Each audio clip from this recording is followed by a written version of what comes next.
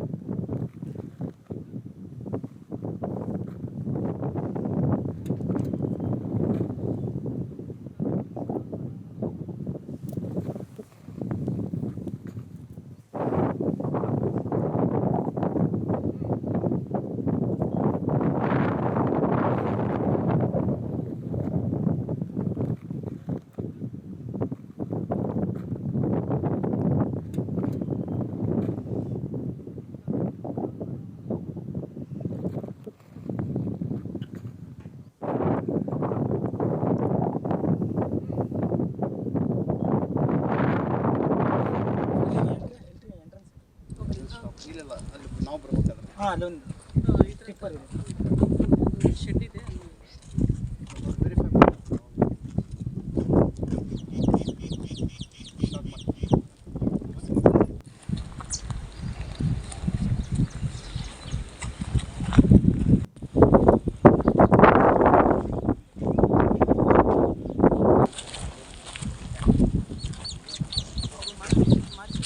Information ಕಳಿಸಿ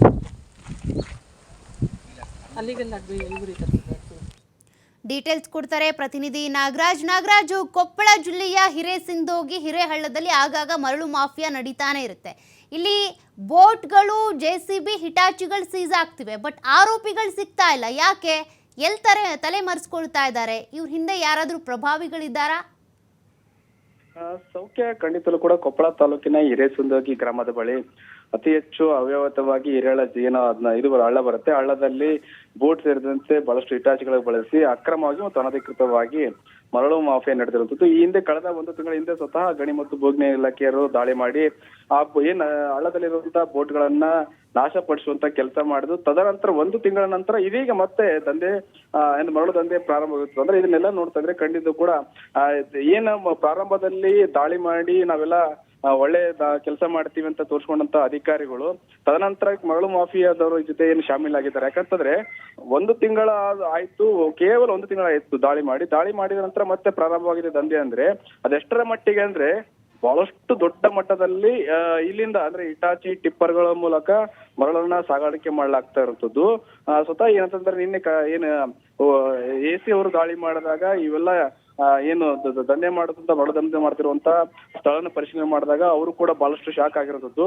1 ತಿಂಗಳ ಹಿಂದೆ ಸ್ವತಃ ಗಣಿ ಮತ್ತು ಭೂವಿಜ್ಞಾನ ಇಲಾಖೆ ದಾಳಿ ಮಾಡಿದಾಗ ಬಂದ್ ಮಾಡಿದ್ರು, ಮತ್ತೆ ಯಾಕೆ ಪ್ರಾರಂಭ ಮಾಡಿದ್ರು ಅಂದ್ರೆ ಇವ್ರ ಜೊತೆ ರಾಜಕೀಯ ಕೆಲವೊಂದಿಷ್ಟು ಶಾಸಕರ ಬಲಗೈ ಬಂಟಗರು ಈ ಮರಳು ದಂಧೆಯಲ್ಲಿ ಇದ್ದಾರೆ ಎನ್ನುವ ಅನುಮಾನ ಕೂಡ ಕೆಲವೊಂದಿಷ್ಟು ಸ್ಥಳೀಯರು ಒಂದು ಆರೋಪ ಮಾಡ್ತಾ ಇದ್ದಾರೆ. ಈಗಲಾದ್ರೂ ಅಧಿಕಾರಿಗಳು ಕೇವಲ ದಾಳಿ ಮಾತ್ರ ಅಲ್ಲ, ಅವ್ರ ಮೇಲೆ ಕ್ರಮ ತೆಗೆದುಕೊಳ್ಳೋ ಅವಶ್ಯಕತೆ ಇರುವಂತದ್ದು. ಸೌಖ್ಯ. ಥ್ಯಾಂಕ್ ಯು ನಾಗರಾಜ್ ಮಾಹಿತಿಗೆ.